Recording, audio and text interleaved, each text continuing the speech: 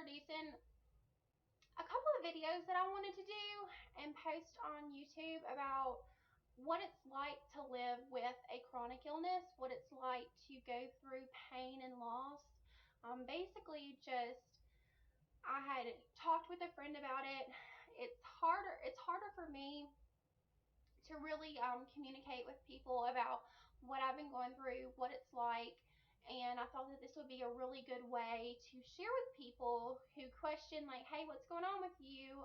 Um, you know, how can we help? Like, just questions about what I've been going through. And I also thought it would be really great to put out there for the people who are going through similar stuff and maybe haven't shared um, with anybody more than just the close group of people. So it's kind of funny that I'm doing this with no makeup and wet hair and pajamas. Probably a year ago, probably 6 months ago, I would have been appalled to ever think that I would upload a video in this state of dress. But this is my life. I do what I can. Today was the bath almost didn't happen, and I got to brush my teeth, and then I had to lay down a little bit because I felt dizzy, and then now I'm sitting, so there's no standing going on. There's not going to be a lot of movement, and once this is over, I'm going back to that couch right there. This is the reality of what my life is, and it really took a couple of months for me to come to terms with, Tara, this is you now. Tara, own who you are now. Tara, it's okay. It's not fair.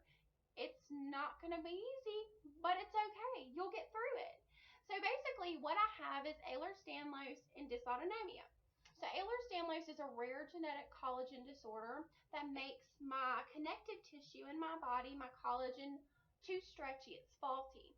So my joints dislocate all the way from my lenses in my eyes to my ankles, all of them in between. They all dislocate, and all of my organs are a little bit too stretchy, so I have a lot of stomach problems, intestinal problems, a lot of pain, a lot of spasms.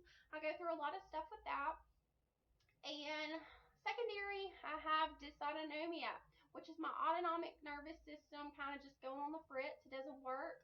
Under that is POTS, which basically postural orthostatic tachycardia syndrome.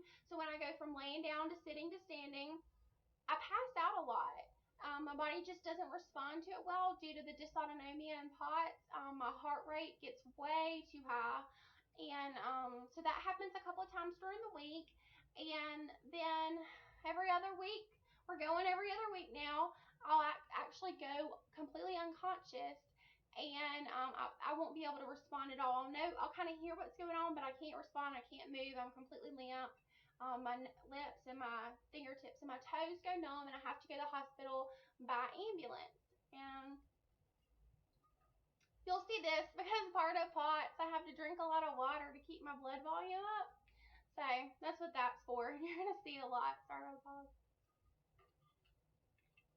Anyways, I got diagnosed with it after 9 years of having a lot of really weird symptoms and nobody being able to put them together, because you think TMJ, dentist, passing out like from a regular doc, neurologist, dislocations went to like joint specialists, and they totally freaked out when they realized that they could dislocate my shoulder themselves, and they sent me away. So it's a bunch of different doctors could never figure out that it was all connected together until last August.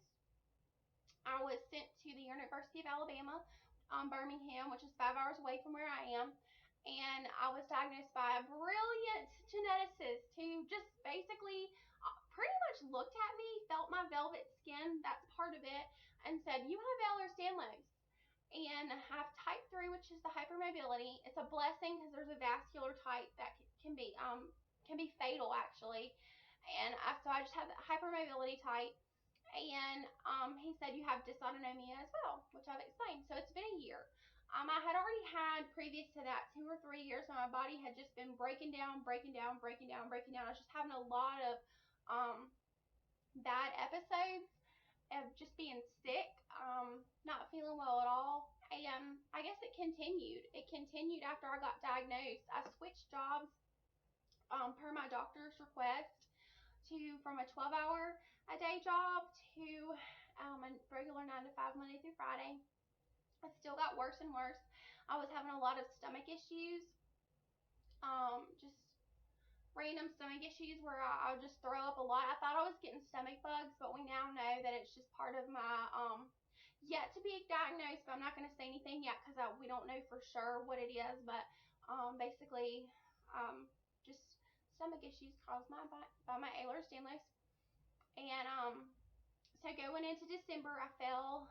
I slipped in the shower because I'm clumsy and severely dislocated my left shoulder. It had to be put back in. I had to be put to sleep and it be put back in. And so that one just bothered me a lot. Once it was actually like pushed out that far, now it dislocates. You barely touch it and it'll dislocate. Don't worry, I can put it back. But it's still painful, very painful. All my dislocations, even though probably combined I've dislocated my shoulders 30 times, it still hurts like hell, and it continues to hurt because your body's smart, and when it happens it knows it's not right, so you get muscle spasms, and that's really what the most painful part is those muscle spasms that go, all around. That's what hurts. And then starting in January, I had my first really big episode where I had to go to the hospital by ambulance because I was unresponsive. And then I had another one in April. Without going into much detail, the job that I had, we decided to part ways because I wasn't I was passing out a lot. My health was bad. So I left, and I just continued to have really bad episodes of passing out a couple of times during the week and then having bad episodes. Now I have really bad episodes about every other week where I have to go to the hospital. We're trying to get my heart medication kind of situated. When I was going through that, I guess I was in denial. I did not realize. I knew, I had ideas about that I might have Ehlers-Danlos before I was diagnosed, but the dysautonomia, it kind of just threw me for a loop. They had always figured that maybe I had low blood sugar, and that's why I was woozy and passed out sometimes. And I never thought that I had POTS or dysautonomia. I just, it threw me for a loop. And the fact that I had to file for disability because I can't work, the fact that I don't have insurance, the fact that I go to the hospital all the time, it really,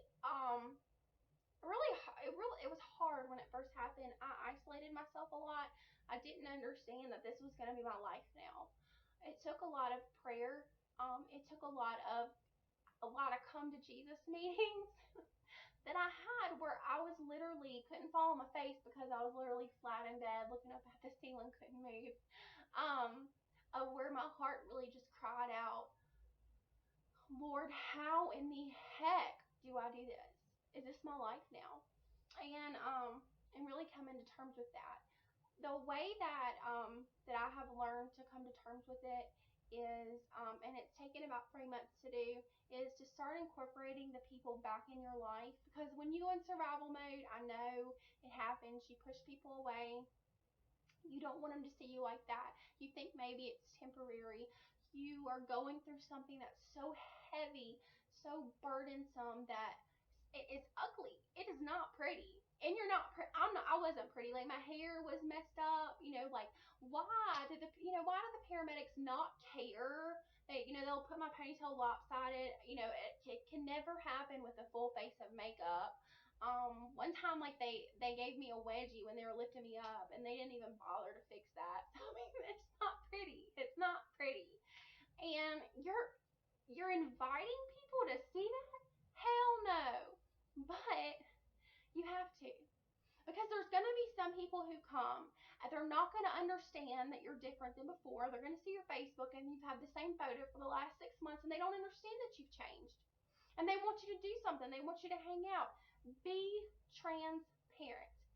Be honest with what you're going through. And you don't have to completely give them every detail, but I have learned that you need to be honest and transparent with people because there are going to be those people. And let me say this, not all of your close friends will want to be those people, but I've been really, really blessed. There are people who want to understand, who want to know, and then who want to be there. And then when I have these moments that I've been having where I've dislocated multiple things, I can't get up, I can't move, I've been on the couch, I've been watching Netflix, and there's nothing to watch, and I am sitting in the silence of my pain, of my discomfort, of my nausea, of my dizziness, of my emotional pain, that this is my life now, then there are people who want to step in and reach out to you and minister to you, either just to be a listening ear, or to talk to you, or to change the subject, or to tell you who the Jonas Brothers are dating. There are people who really want to be in your life and to step in. And if you don't be transparent with them, they're not going to know how. They're not going to know how to approach you, what to do. You have to let them know how ugly, how burdensome. Now, I'm not telling you put it all, spread it out there, but when the people approach you and they really want to get in, let them know, and then let them be your friend. That is one thing. And my other thing would be, make sure the people who do help you, you make sure they know that you're grateful. You can be, if you're going through something hard, you can get hard. Your heart can get hard. You can get very numb to the world. But no matter how much it hurts, you need to make sure that you work on that, so that you can in turn bless them, because it's not all about what you can take, it's about what you can give. And that's my one of the things that I say that has gotten me through what I've been going through, is just to find things to be grateful for and be grateful for them. And if it's just stupid, like ice in your water, or like pretty paisley pillows, or like thankful that your hair got washed that day, it doesn't have to be big. Be grateful every single day for something. But I'll go into those things later. But basically, I just wanted to have like an intro video about what's been going on with me, what it's like to live with a chronic illness, what my chronic illness is, and if this works out, hopefully I'll make more videos to help more people understand, what people like me go through. So thank you. Have a nice day.